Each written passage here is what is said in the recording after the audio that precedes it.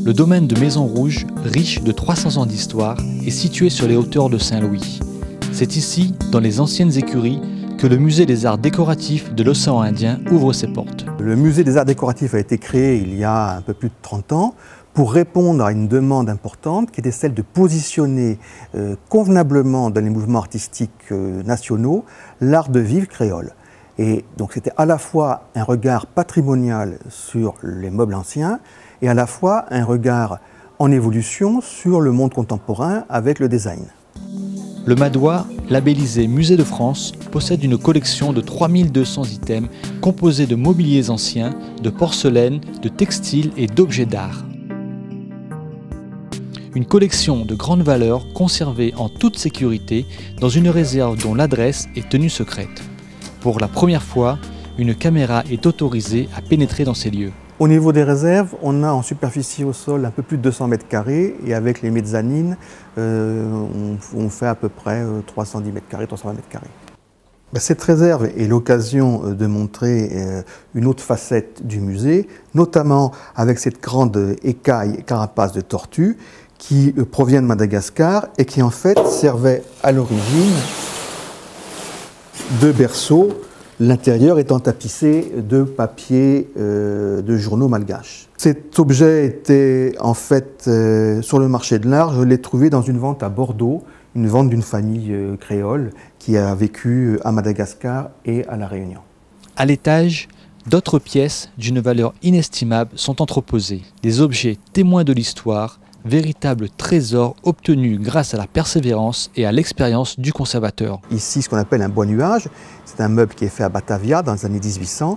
Ce bois nuage, c'est parce que l'intérieur du bois est attaqué par des champignons. Ici, on les met en valeur dans la pièce et on arrive effectivement à avoir des finitions de l'ordre de l'exceptionnel au niveau du polissage. Voilà.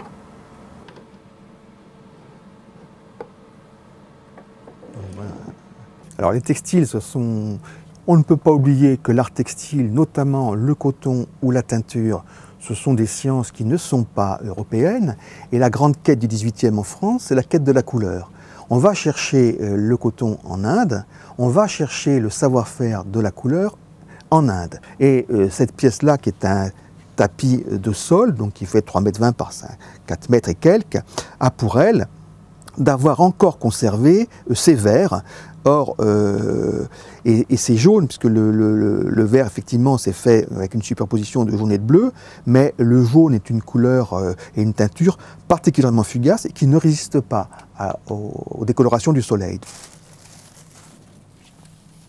Sur un autre linéaire, une collection de céramique composée essentiellement de porcelaine de Chine, destinée à l'époque à l'exportation. Des bleus et blancs qui arrivent en Europe au XIVe siècle, dès les premières expéditions de Marco Polo. Elles ont en tout cas une valeur patrimoniale importante, une valeur culturelle qui n'en est pas moins.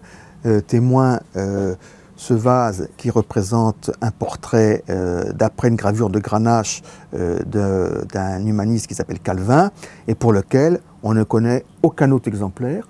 Même s'il est très usé, c'est une pièce qui n'a pas d'équivalent. Donc, indépendamment de la valeur commerciale, on a une valeur culturelle extrêmement importante. Toutes les conditions sont ici réunies pour préserver les collections.